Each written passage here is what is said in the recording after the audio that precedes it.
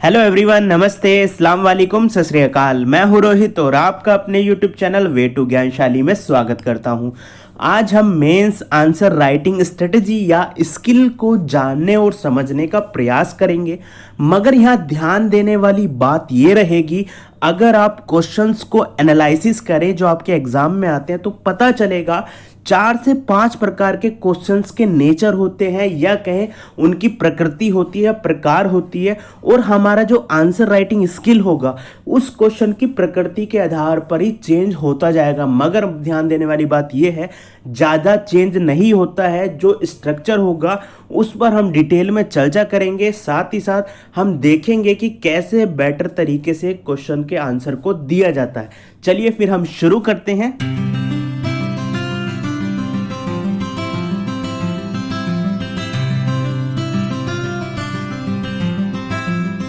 एक क्वेश्चन के जब हम स्टेप्स की बात करें, आखिर क्वेश्चन को कितने पार्ट में डिवाइड किया जाए, तो पहला स्टेप निकल करके आता है क्वेश्चन का इंट्रोडक्शन यानी कि प्रस्तावना। फिर दूसरा स्टेप होगा उसकी मेन बॉडी, जिसे हम उसका मुख्य भाग बोल सकते हैं। फिर तीसरा पार्ट होता है हमारा कंक्लूजन। इसे इस तरीके से सोचें, हमारी जो ह्यूमन बॉडी होती है वो उसे हम जरा डिवाइड करें तो 3 पार्ट उसके निकल करके आता है। पहला जो हमारा हेड वाला पार्ट होता है, फेस वाला पार्ट होता है, उसे स्टेप 1 मानते हैं, जिसे देख करके सामने वाले की प्रकृति हम पता लगा सकते हैं। जब दूसरे स्टेप की बात करें तो दूसरे में हम शामिल करते हैं जो हमारा चेस्ट वाला या छाती वाला या पेट वाला भाग होता है, उसे हम मेन बॉडी कहते हैं। ये हमारा दूसरा पार्ट बना। अब जब हम तीसरे पार्ट की बात करें या तीसरे स्टेप की बात करें बॉडी में, तो वो होता है हमारा पैर वाला भाग यानी नीचे निचला भाग, उसे हम कंक्लूजन मान करके चले। इसे डिटेल में जानेंगे कि आखिर हम बॉडी को क्वेश्चंस के आधार पर क्यों टैकल कर रहे हैं, क्यों स्टेप में बांट रहे हैं, क्यों 3 पार्ट में बांट रहे हैं, जिससे हमें आंसर लिखने में आसानी होगी। अब हम अपने फर्स्ट पार्ट की ओर चल रहे हैं, जिसे हम स्टेप 1 भी कर रहे हैं, और इसे हम किस में शामिल कर रहे हैं? इसे हम शामिल कर रहे हैं अपने धड़ वाले हिस्से में यानी अपने सर वाले हिस्से में, जिसमें हम अपनी आंखों को, नाक को, मुंह को और साथ ही साथ कान को शामिल कर रहे हैं। जरा आंखों को देखें। आंख का काम क्या होता है कि सटीक नजर रखना, पैनी नजर रखना, ठीक है। फिर हम देखें कान क्या होता है, कान खुले रखना, कहीं घटना हो तो आपको पता चल सके, ठीक है। तीसरा हम देखें नाक। जैसे एक डॉग होता है, कुत्ता होता है, वो क्या करता है, अपने सूंघने की क्षमता के आधार पर बता देता है कि यहाँ पर कुछ अच्छा है या नहीं, या कुछ गलत होने वाला है या सही होने वाला है। फिर हम देखते हैं कि जो चौथा चीज होती है वो होता है हमारा मुख। मुख होता है कि हम ऐसी वाणी बोलनी चाहिए जो सामने वाले व्यक्ति को आघात ना पहुंचे, उसे क्षति या हानि ना पहुंचे। उसी के आधार पर अपने जरा इंट्रोडक्शन को रिप्रेजेंट करें तो हम देखेंगे जो हमारा इंट्रोडक्शन का पहला पार्ट होगा, introduce the topic and meaning. इसमें हमें क्या बताना होगा, जो हमारा टॉपिक होगा उसे क्या करें, इंट्रोड्यूस करना है तो अपने आंखों वाले नजरिए से करना है। यानी हम कहते हैं ना कि हमारी आंखें देखकर सामने वाला व्यक्ति पहचान लेता है कि ये व्यक्ति कैसा होगा। तो वैसे ही जब हम अपने इंट्रोड्यूस करें टॉपिक को, उसका मीनिंग बताएं तो बहुत ही सटीक तरीके से बताएं। फिर दूसरा चले हिस्टोरिकल बैकग्राउंड। जरा इसे कान वाले से समझें। जो हमारे कान होते हैं, हमारे कान क्या होता है, हमारे कान हमने कभी ना कभी कुछ सुना होता है, उसी के आधार पर अपनी प्रेडिक्शन या कहते हैं कि सामने वाले को बताते हैं कि ऐसा हुआ होगा। तो हम इसे क्या करें, अपने आंसर में हिस्टोरिकल बैकग्राउंड देंगे। फिर हम कहते हैं नोज, यानी कि जो हमारी नाक होती है, कुत्ते की नाक होती है, डॉग की नाक होती है, वो क्या बताती है, वो पुलिस वालों को हिंट देती है कि यहाँ पर कुछ गलत है या सही है या कुछ दुर्घटना होने वाली है। तो आपको यहाँ पर नाक के आधार पर क्या बताना है, यहाँ पे क्रिटिक करनी है, उसकी आलोचना का भी थोड़ा सा अंश वहाँ पर छुपाना है, अपने इंट्रोडक्शन में देना है या डायलेमा देना है। इससे जरा क्लैरिफाई जब होगा जब आंसर आपको दिखाएंगे, ठीक है। फिर जो मुख वाला पार्ट होगा, मुख क्या होता है, हमें ऐसी वाणी बोलनी चाहिए जो सामने वाले को आघात ना पहुंचे। हम यहाँ पर मेंस में बोलते नहीं है क्योंकि लिखते हैं, तो ऐसे लिखें कि सामने वाले आपके इंट्रोडक्शन से बहुत ही ज़्यादा खुश हो जाए, रिप्रेजेंटेशन का तरीका अच्छा हो। तो ये था इंट्रोडक्शन वाला पार्ट, जिसे आपको सटीक तरीके से याद रखना है।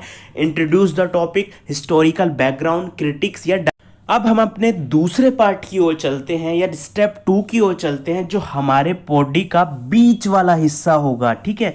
जो हमारी बॉडी का बीच वाला हिस्सा है। याद रखना, इसी के अंदर हमारा दिल हो गया, इसी के अंदर हमारा लीवर आ गया, इसी के अंदर हमारा हार्ट आ गया, इसी के अंदर हमारी किडनी आ गई, इसी के अंदर हमारी लंग्स आ गई। तो ये क्या है, अगर ये अच्छे से काम ना करे तो हमारी बॉडी पूरी तरीके से अच्छे से चल नहीं सकती।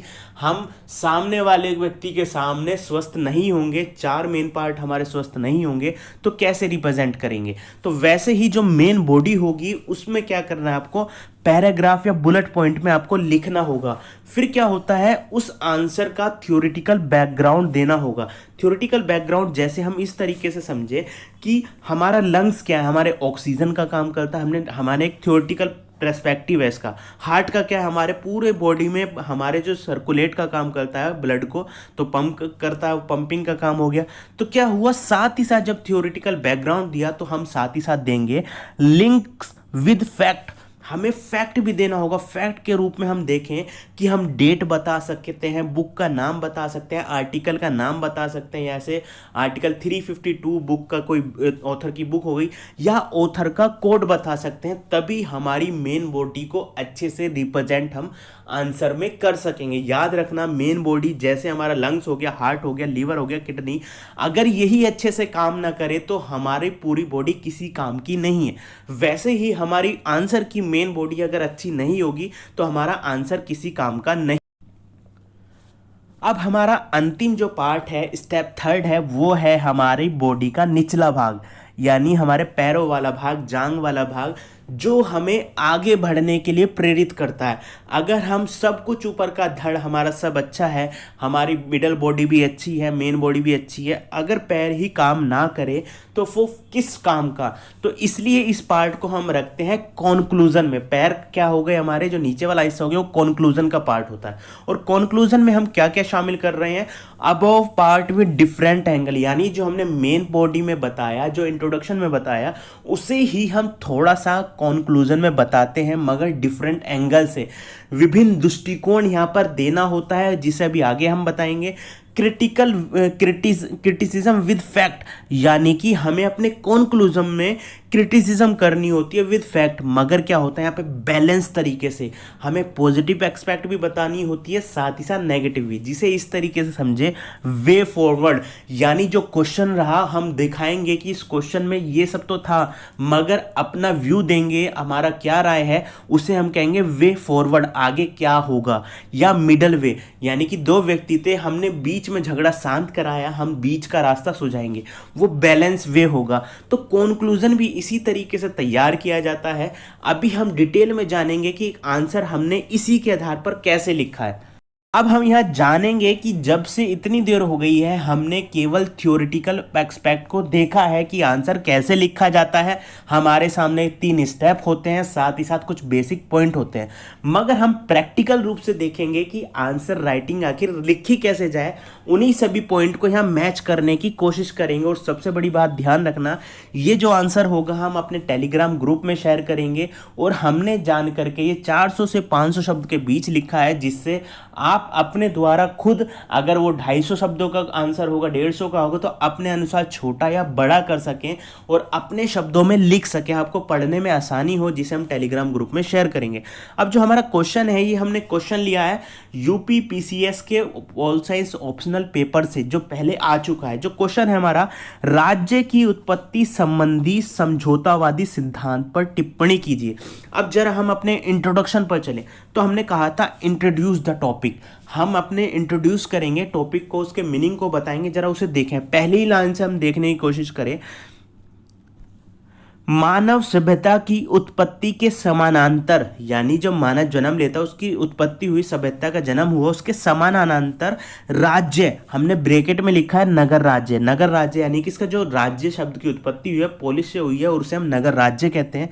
एक शांतिपूर्ण और सुव्यवस्थित समाज के लिए महत्वाकांक्षी रहा है, यानी ये हमारे लिए इंपॉर्टेंस रखता है कि हम एक कैसे समाज को बनाएं, शांतिपूर्ण और व्यवस्थित समाज को, जहां पर राजनीतिक दृष्टिकोण हमें चाहिए होगा, वो हमें राज्य देता है। और इसका विकसित रूप या विस्तारित रूप हमें किस रूप में देखने के लिए मिलता है? राष्ट्र राज्य में। देखा, हमने यहाँ पे क्या करा, अपनी आंखों से ही बता दिया कि हाँ, सामने वाले व्यक्ति का नेचर कैसा होगा, वो दिखने में कैसा होगा, उसका अंदर से मन कैसा होगा। तो हमने इंट्रोड्यूस कर दिया, पहली लाइन हमने इतनी छोटी सी लाइन में इंट्रोड्यूस कर दिया अपने आंसर को ही।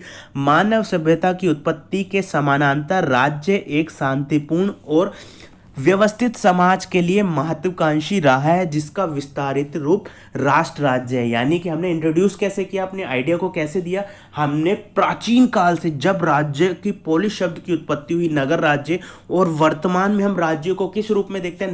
नेशन स्टेट के रूप में देखते हैं। तो हमने प्राचीन से वर्तमान एक ही लाइन में खत्म कर दिया। ये था हमारी आंखें, जिस आधार पर हमने बताया।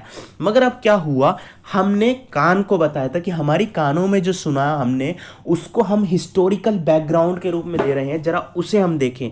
ठीक है, यानी इस क्वेश्चन का बैकग्राउंड भी तो कुछ ना कुछ रहा होगा, उसे हमने यहां से शुरू किया है। इसकी उत्पत्ति का प्रारंभिक प्रमाण दिव्य शक्ति सिद्धांत, जहां सत्ता और शांति का दायित्व, याद रखना, सत्ता और शांति का दायित्व राजा को ईश्वर रूप, ईश्वर तुल्य या ईश्वर दूत के रूप में दिया गया है। और हमने ब्रैकेट में लिखा है राज्य का दिव्य सिद्धांत और राजतंत्र। देखो, हमने बैकग्राउंड भी, हिस्टोरिकल बैकग्राउंड भी दे दिया कि कैसे ये समझौतावादी सिद्धांत निकल करके आ रहा है। तो बैकग्राउंड हमने कैसे दिया, एक ही लाइन में खत्म कर दिया। इतने अच्छे शब्द हमने यहाँ पर रखे। हमने कहा ना, मुख का काम क्या होता है, अच्छी वाणी बोलिए। वैसे ही हम वहाँ पर अपने आंसर में बोल नहीं सकते मगर लिख सकते हैं। तो हमने एक ही लाइन में हिस्टोरिकल बैकग्राउंड भी खत्म कर दिया। कैसे कि इसकी उत्पत्ति का प्रारंभिक परिणाम हमें देखने के लिए मिलता है किसकी? राज्य की देवी शक्ति सिद्धांत में, जहां सत्ता और शांति का दायित्व राजा को।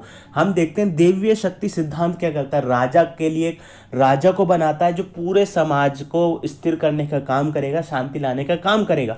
मगर हम जब देवीय शक्ति सिद्धांत को भी देखें तो ये भी 3 शाखाओं में बटा होता है, और वो अलग अलग देशों की स्थितियों के आधार पर भी होता है। जैसे हमने कहा ईश्वर रूप, कहीं पर यह कहा जाता है खुद राजा जो है ईश्वर का रूप होता है। फिर हमने दूसरी लाइन लिखी ईश्वर तुल्य, यानी कि वो ईश्वर नहीं है मगर ईश्वर के समान है, उसके तुल्य है। फिर क्या कहते हैं? ईश्वर दूत, कि ये ईश्वर नहीं है, ना ही ईश्वर के तुल्य है, परंतु क्या है, ईश्वर ने अपना दूत बना करके धरती पर भेजा है।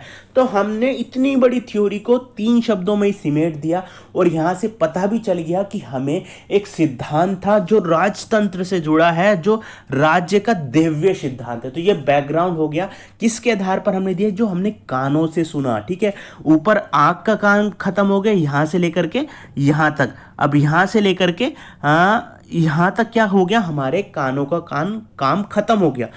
परंतु राजा की अहंकारी प्रवृत्ति परिणाम स्वरूप उपरोक्त सिद्धांत के प्रति उत्तर, यानी जब राजा अहंकारी हो जाता है तो उसकी प्रवृत्ति, उसके नेचर के अगेंस्ट क्या होता है, एक नया सिद्धांत जन्म लेता है।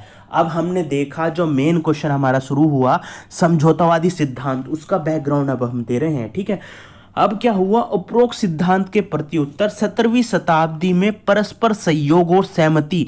हमने देखो इस शब्द में ही ना पूरी थ्योरी भी सिमट जाती है, और ये भी समय बता दिया हमने, कहा ना कि हमें इंट्रोडक्शन में थोड़ा सा डाटा देना होगा।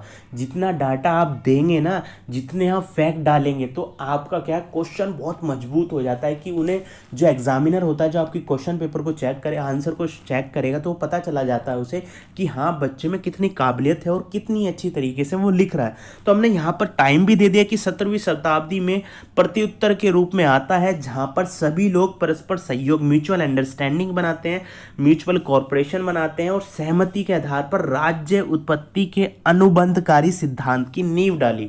अनुबंधकारी सिद्धांत की जगह आप समझौतावादी भी लिख सकते हैं, आप संविदावादी भी लिख सकते हैं। तो ये पता चल गया कि हमारा एक नया सिद्धांत यहाँ पर बन करके आ गया। मगर हमने कहा था कि डॉग, हमारी जो नाक होती है ना, वो सूंघ कर बता देती है। जैसे कुत्ते की एक या डॉग की नाक होती है ना, वो हिंट दे देती है कि जब सूंघा तो उसने पता चल जाता है कि यहाँ पर कुछ गलत हो सकता है, यहाँ पर बम रखा गया है या नहीं रखा गया है। तो वो हिंट देता है एग्जामिनर को, कि यहाँ पर हिंट मिल जाती है कि हाँ, आगे कुछ बुरा या अच्छा होने वाला है। तो उसी नज़रिए से, उसी डॉग की नज़रिए से, उसी नोज़ की नज़रिए से समझे तो हमने क्या किया, हमने यह भी बता दिया कि जिसमें हॉब्स, लॉक, रूसो ने राज्य संबंधी समझौतावादी दृष्टिकोण से भिन्न भिन्न भूत, वर्तमान और भविष्य राज्य स्थिति का सिद्धांत प्रस्तुत किया है। एक ही लाइन में हमने ना पूरी थ्योरी खत्म कर दी है। जो हमारी समझौतावादी सिद्धांत है राज्य की उत्पत्ति का, हमने एक शब्द लिखा है यहाँ पर, भूत, भविष्य, वर्तमान। भूत, वर्तमान, भविष्य, इस पूरे ही तीनों शब्द के आधार पर ना कैसे मैं अपने आंसर को क्लियरफाई कर देता हूँ, समाप्त कर देता हूँ, अभी अब आगे देखना। मगर हम डॉग का काम करते हैं, उसकी नोज का काम करते हैं। तो यहाँ क्या लिखा, हमने आगे लिखा क्रिटिसिज्म का ना एक डायलेमा छोड़ दिया।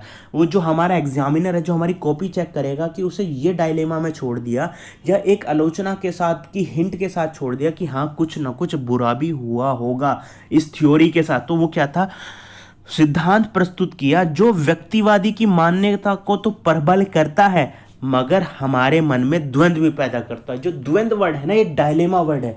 तो ये टीचर जो एग्जामिनर आपकी कॉपी चेक करेगा तो उसे द्वंद्व हो जाएगा, उसे डायलेमा हो जाएगा, वो संशय में पड़ जाएगा, वो असमंजस में पड़ जाएगा कि इसने रिप्रेजेंट तो अच्छे तरीके से किया मगर यहाँ पे इसने एक हिंट भी दे दिया कि कुछ ना कुछ बुरा भी होगा या कुछ बुरा भी हो सकता है। तो इस पूरे ही नज़रिए को, इस पूरे ही इंट्रोडक्शन को मैंने क्या किया, अपने मुख से दर्शाया। मगर मैं मुख से उस समय बोल नहीं सकता, मैंने अपनी कलम से दर्शाया। तो आपको इसी तरीके से इंट्रोडक्शन आपको देना है। मगर एक चीज हम बतानी भूल गए, जब भी आप आंसर राइटिंग करेंगे, हमारे 3 स्टेप होते हैं। पहले स्टेप में जो हमारा इंट्रोडक्शन वाला पार्ट है, उस अपने पूरे क्वेश्चन को जो लिखें उसका जो है 20% भाग होता है आपका इंट्रोडक्शन। ठीक है, 20% भाग होता है आपका इंट्रोडक्शन 100% आंसर में से, याद रखना। अब हम आगे चलें और हमने क्या किया, हमने कहा था ना डायलेमा, कुछ बेसिक पॉइंट्स भी हमें याद रखने होते हैं स्ट्रेटेजी में। तो हमने क्या किया, मैंने कहा था ना कि इस पूरे ही सिद्धांत को मैं 3 पॉइंट पे ख़त्म कर दूंगा। यानी इस पूरी थ्योरी को जो निकल कर के आई राज्य की उत्पत्ति, उस 3 शब्द में ही सिमेट दूंगा। वो थी भूत, वर्तमान, भविष्य। उसे इस तरीके से मैंने ख़त्म करने की कोशिश की। अब जो टीचर होगा वो भी समझ में से थोड़ा सा परे हो जाएगा कि आखिर ये बच्चे ने 3 वर्ड्स को किस तरीके से रिप्रेजेंट किया है और इसने बता दिया राज्य का समझौतावादी सिद्धांत। जब इस चीज़ को पढ़ेगा वो, और आगे जब वो पढ़ेगा तो उसे क्लियरिफाई हो जाएगा कि बच्चे ने या इस कैंडिडेट्स ने अपना क्वेश्चन कितना अच्छी तरीके से रिप्रेजेंट किया है। ठीक है, अब दूसरा ही एक और डायग्राम हमने देखें या चित्र देखें जरा, वो ये है कि हमने बताया है हॉब्स, लॉक और नीचे लिखा है रूसो। ये 3 थिंकर हैं या इन 3 फिलोसफर हैं जो इस पूरे सिद्धांत को देते हैं। हमने बीच में डाल दिया है राज्य का समझौतावादी सिद्धांत और ऊपर 3 तीर बना दिए हैं जो जिसे रिप्रेजेंट करता है तीनों थिंकरों को। ठीक है, इसी के आधार पर हमारी थ्योरी चलेगी। अब सबसे पहले हमने क्या किया, देखो मैंने यहाँ जितना छोटा हो सका उतने छोटा करने की कोशिश की है, मगर फिर भी थोड़ा बड़ा लिखा है। वो बड़ा इसलिए लिखा है क्योंकि जब आप अपना क्वेश्चन होगा एग्जाम में आएगा, उसी के आधार पर छोटा या बड़ा अपने अनुसार करेंगे। ठीक है, सबसे पहले अब हम यहाँ देखें हॉब्स का राज्य उत्पत्ति सिद्धांत एवं लेवियाथन।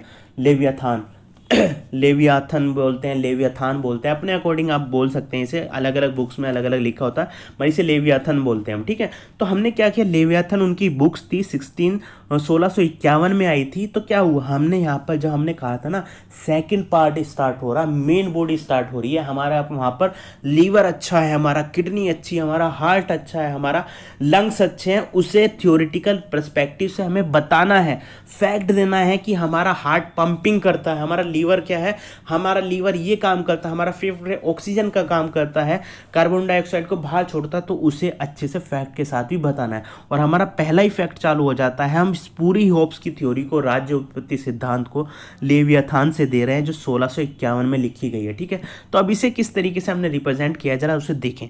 हॉब्स के अनुसार राज्य जन्म पूर्व, देखो हमने क्या कहा था, 3 वर्डों में पूरी थ्योरी समाप्त कर दूंगा। वो पहला वर्ड है पूर्व।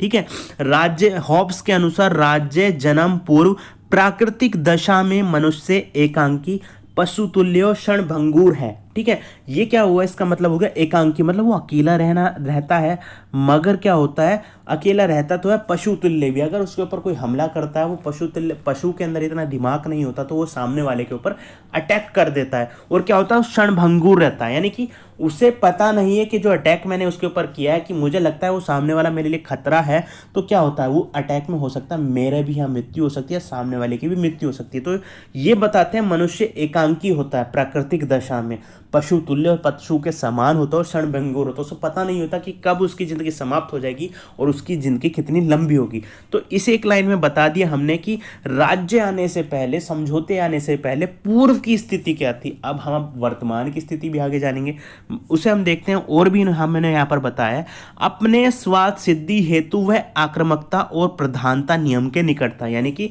जब वो अपने जीवन की रक्षा करेगा तो वो आक्रामक होगा, लड़ाई करेगा और प्रधानता लाएगा कि मैं इस व्यक्ति के ऊपर राज कर सकूं। हमने कहा ना पशु तुल्य होता है, यानी कि जंगल राज वाली स्थिति होती है वहां पर। जंगल राज वाली स्थिति कैसे, जिसकी लाठी उसकी भैंस, यानी जो जितना ज़्यादा सबल अपने आप को सामने वाले व्यक्ति के सामने दिखाएगा, ठीक है, उसी की जिसकी लाठी होगी वो भैंस उसकी ही हो जाएगी। जितना बल वो दिखाएगा सामने वाले को, उसकी भैंस वो हो जाएगी। ठीक है, तो हमने क्या किया, जिसका कारण था हमने उसका कारण भी बताया, हम फैक्ट भी दे रहे हैं कि आत्मरक्षा रूपी प्राकृतिक कानून, क्योंकि उस समय जंगल कानून था, जंगल राज था, प्राकृतिक दशा थी, राज्य से पूर्व की स्थिति थी, आत्मरक्षा अपनी करनी होती थी, प्राकृतिक कानून था। उस समय क्या था, अपने जीवन को बचाना है, और अपने जीवन को बचाने के लिए वो क्या करता है, दूसरों के प्राण भी ले सकता है, याद रखना। तो एक डायलेमा वाली स्थिति है, ऐसी स्थिति है कि उसकी जान कब चली जाए, क्षणभंगुर है। ठीक है, परंतु आत्मरक्षा का ध्येय उसे शांति समृद्धि हेतु परस्पर समझौता कर स्वतंत्रता का आपसी त्याग भी सिखाता है। इसका मतलब ये हुआ, हमारा कहने का मतलब ये हुआ कि देखो उसे डर रहता है कि यार मैं सोचता हूँ कि मेरी ज़िंदगी जल्दी ख़त्म ना हो, इसलिए क्या होता है उससे ये है ना, जो आत्मरक्षा वाला अधिकार है, उसकी जो लिबर्टी है, उसे यह भी सिखाती है कि अच्छे से जीवन जी लूँ तो क्यों ना मैं मिलजुल करके एक दूसरे के साथ आ जाए और एक मैं समझौता कर लूँ, जहाँ पे थोड़ी थोड़ी लिबर्टी का हमें कम करना होगा, सीमित करना होगा, और इसके परिणाम स्वरूप क्या मिलेगा, हमें वर्तमान मिल जाएगा। देखिए हमने यहाँ लिखा ना वर्तमान, यहाँ पे पूर्व लिखा था, यहाँ पे वर्तमान, हमने वर्तमान बना दिया। परिणाम जन्य मनुष्य अपने वर्तमान यानी राज्य का निर्माण करता है। ठीक है, वर्तमान हो गया है चालू, अब हम भविष्य बताएंगे, और भविष्य के लिए उस वर्तमान में क्या किया, उन्होंने कहा जहां लेवियाथन, यानी लेवियाथन का मतलब क्या था, राजा था, इस समझौते से ऊपर सर्वोच्च एवं पूर्ण है, वो समझौते का हिस्सा नहीं है, समझौता हम और आपने किया है, हमारा लेवियाथन, हमारा राजा इससे ऊपर है, इसलिए अगर वह कुछ गलत काम कर रहा है या क्या कहें जो वह करेगा वो सत्य ही होगा, वो पूर्ण ही होगा, उसे हमें मानना होगा। यहाँ पर भविष्य कैसा दिख रहा है, हमें डर है भविष्य में कि भविष्य में जन विरोध का हमें अधिकार नहीं दिया, और ये बता दिया गया कि लेवियाथन हमारा राजा ही सही होगा। तो हमें डाउट है कि इस थ्योरी के आधार पर राज्य तो हमने बना लिया, मगर भविष्य में जन विरोध का कोई आधार यहाँ पर नहीं दिया, यानी क्रांति का अधिकार नहीं दिया, हम विरोध नहीं कर सकते राजा का। तो साधारण शब्दों में कहें, हॉब्स का राज्य निर्माण अनुबंध पूर्ण सत्तावादी है, जो राजा को पूर्ण सत्ता देता है, उसे ही सर्वशक्तिशाली बताता है, उसे ही पूरी सत्ता का आधार बताता है। जनता बस यहाँ पर क्या है, सहमति देती है, उसका दायित्व है कि वो राजा के कानूनों को, उसके नियमों को, उसकी आज्ञा को माने। ठीक है, तो ये हॉब्स था, हमने बता दिया फैक्ट के साथ भी, और हमने कहा था ना कि रिदम बनाए रखना। जरा इस आंसर को ना खुद से पढ़ना, कहीं भी आपका रिदम यहाँ पर टूटेगा नहीं। एक बात कह रहे हैं तो उसका लिंक दूसरे से यहाँ जोड़ रहे हैं हम। ठीक है, तो हमने क्या करा, अपने क्वेश्चन को कैसे खत्म करा, हॉब्स की बातों को अपना ध्यान दें, भूत वर्तमान भविष्य। तो आपका टीचर जो होगा चेक करने वाला समझ जाएगा बच्चे ने बहुत ही चालाकी से, बहुत ही रिदम के साथ अपनी बातों को स्पष्ट रूप से यहाँ पर समझाया है। वैसे ही हम लॉक की बात करेंगे तो उनकी बुक का भी नाम हमने दे दिया, two treatises of civil government. उसे भी हमने यहाँ पर 3 तरीके समझाए। देखो लंबी वीडियो हो जाएगी इसलिए मैं ज़्यादा समझा नहीं रहा हूँ। ठीक है, तो आप खुद से पढ़ लेना, टेलीग्राम ग्रुप में हम शेयर कर देंगे। तो हमने यहाँ पर भी बताया कि पूर्व की स्थिति क्या रही, उसमें प्राकृतिक अवस्था यानी राज्य से पहले की प्राकृतिक अवस्था क्या रही। फिर हमने कहा वर्तमान की स्थिति क्या रही, वर्तमान में क्या उसने किया, वर्तमान में राज्य बनाया, और यहाँ पर 2 दोहरी समझौते हुए, यानी कि 2 समझौते, पहले समाज बनाता है जिसमें सामाजिक समझौता होता है, फिर हमने का राजनीतिक समझौता होता है, पहले समाज बना फिर राज्य का निर्माण पर हमने हामी भर दी। और यहाँ पर राज्य कैसा होगा या सरकार कैसी होगी, सीमित प्रभुत्व वाली और पहरेदार वाली सरकार यहाँ पर हमने बनाई। तो अब क्या हुआ, यहाँ पर देखो भविष्य भी लिखा है हमने, हमने दोबारा यहाँ पर वर्ड यूज़ किया भविष्य। तो भविष्य क्या होगा, अगर हमने भविष्य बताया है, यहाँ पर क्या है, जनविरोध का कोई अधिकार नहीं था, यहाँ पर क्या है कि भविष्य में सत्ता अपना दायित्व पूरा करने में विफल रहती है तो जनविरोध या सत्ता परिवर्तन का अधिकार यहाँ पर मौजूद होगा। तो हमें क्या देखने के लिए, पूरी तरीके से जॉन के जो राज्य निर्माण का अनुबंध है, समझौता, वो कैसा, संविधानवादी। यानी हमने एक राज्य तो बनाया मगर यहाँ पे सीमित पहरेदारी के रूप में, हमारे संरक्षण के रूप में सरकार का निर्माण भी किया। और वो ये होगा जो हमारे अधिकार होते हैं, कैसे अधिकार, जीवन का, लिबर्टी का, संपत्ति का, एलएलपी को संरक्षण वो करेगा। ठीक है, ये लॉक की बात हो गई। अब हमने बात की रूसो की बात की। देखो रूसो को भी हमने 3 स्थिति में बताया। पूर्व की प्राकृतिक स्थिति कैसी थी, यहाँ पर मनुष्य प्राकृतिक स्वतंत्रता का उपभोग करता था।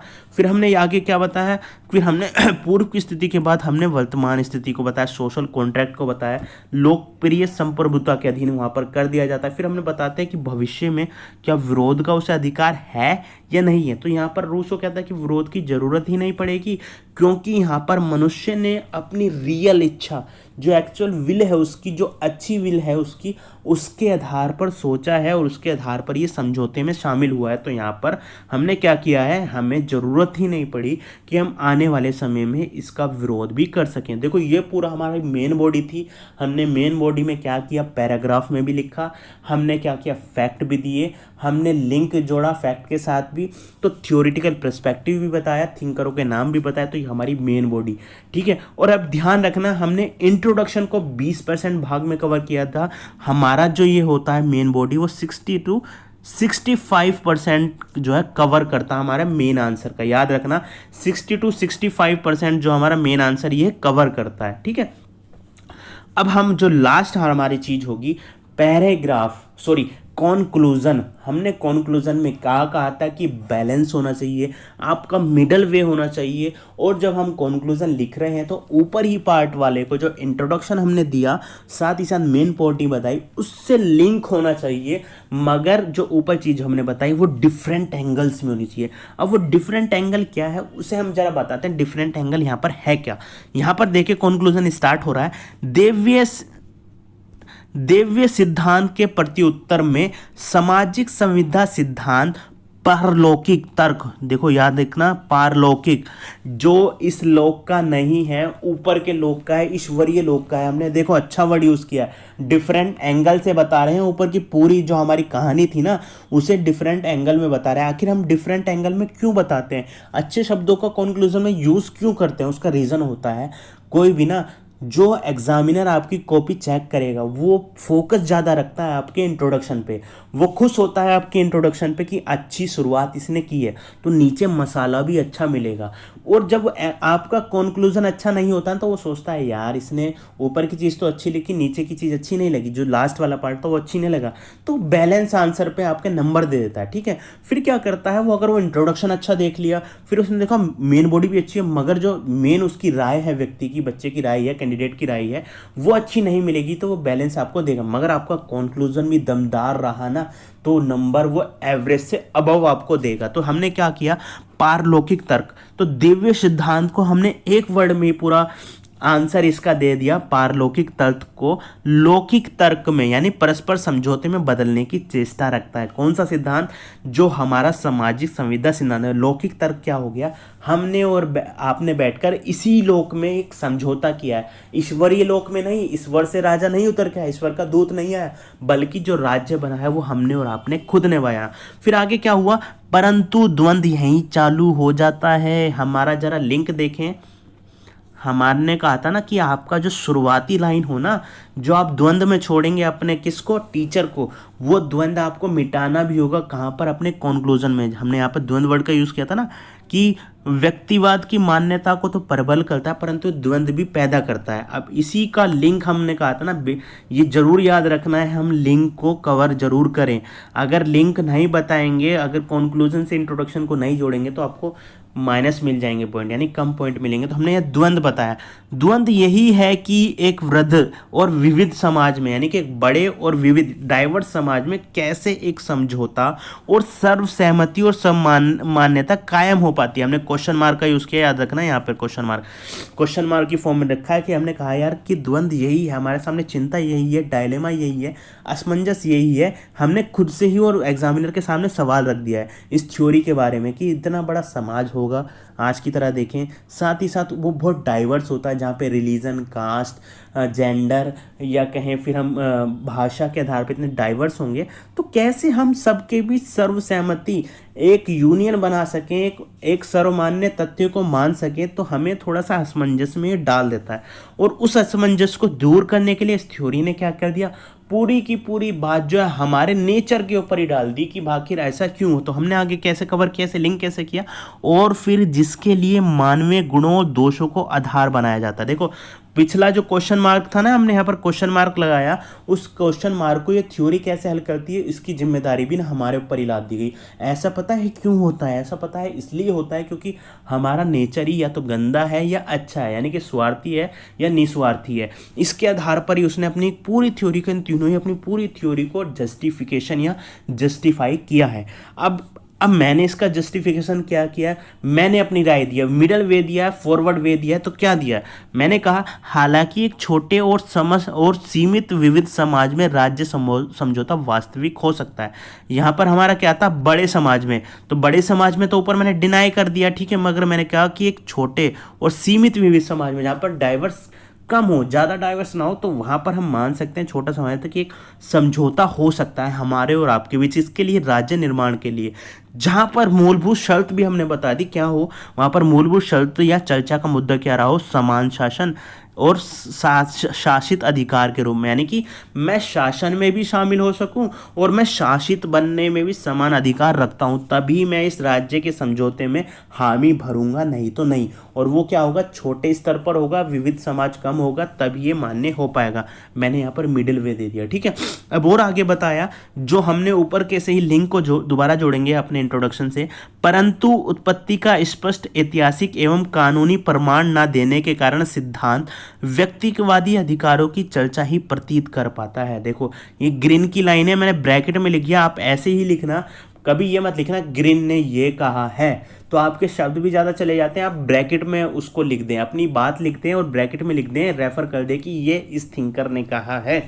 परंतु उत्पत्ति का स्पष्ट ऐतिहासिक, हमने इतिहास में हिस्टोरिकल बैकग्राउंड को झांका तो हमें कहीं समझौते के सबूत मिले ही नहीं, कानूनी प्रमाण हमें मिले ही नहीं, ग्रीन ये कहते हैं। तो हम ये कह रहे हैं कि यहाँ पर व्यक्तिगत अधिकारों की चर्चा ज़्यादा प्रतीत होती है, जैसे हमने लिबर्टी की बात कर दी, लाइफ की बात कर दी, प्रॉपर्टी की बात कर दी, तो इसी अधिकारों को ज़्यादा चर्चा हम दिख रही हैं, जिसका प्रमाण आज भी मिलता है कि ये सब अधिकार होते ही होते हैं। फिर क्या कहते हैं, वहीं व्यक्तिगत अधिकारों की प्राथमिकता इसे बुर्जुआ सिद्धांत घोषित करती है। एक और आलोचना हमने यहाँ दे दी। आलोचना यहाँ पर क्यों दी, वो आलोचना इसलिए दी क्योंकि आलोचना हम जब दे रहे हैं ना, तो हमने फैक्ट के साथ तो दे दी। अब यहाँ पर जब क्वेश्चन के नेचर को देखें, क्वेश्चन का नेचर क्या था, हमने यहाँ पर ना दूसरा क्वेश्चन भी चालू कर दिया। एक तरीके से देखें तो वो दूसरा क्वेश्चन इसलिए चालू किया गया क्योंकि ये क्वेश्चन का नेचर क्या, हमने कहा था ना 4-5 तरीके के क्वेश्चन के नेचर होते हैं, उसमें से एक ये था जहाँ पर टिप्पणी करने के लिए कहा गया था। टिप्पणी में ना आप पूरी तरीके से आज़ाद होते हैं कि कुछ भी आप लिख सके, कुछ भी का मतलब हो गया ऑथेंटिक चीज़ें विद फैक्ट, ठीक है, ऐसे नहीं कि कुछ भी उठा करके, मगर आपको आज़ादी होती है, उसका पक्ष भी रखें, उसका विपक्ष भी रखें, आलोचना भी रखें, मिडल वे भी दें या थर्ड पर्सन को भी इसमें शामिल करें। तो ये टिप्पणी वाला नेचर का क्वेश्चन होता है। तो इस आधार पर हमने देखा ना, 2 आलोचना भी बता दी एंड में जाकर के, खुद की राय भी रख दी और हमने ऑथेंटिक सोर्स भी दे दिया किसी ऑथर का, उसका कोट भी कर दिया। तो इसके आधार पर ये पूरा का पूरा हमारा आंसर खत्म होता है।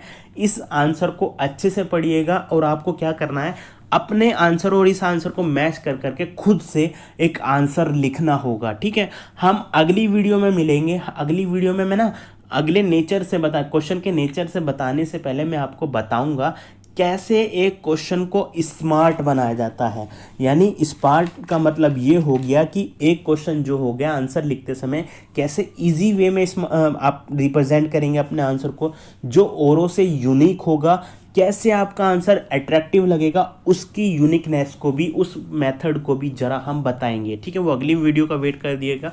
तब तक के लिए आपसे यही गुजारिश होगी कि इस वीडियो को लाइक ज़रूर कीजिएगा, चैनल को सब्सक्राइब कीजिएगा और वीडियो को ज़्यादा से ज़्यादा शेयर कीजिएगा। जय हिंद।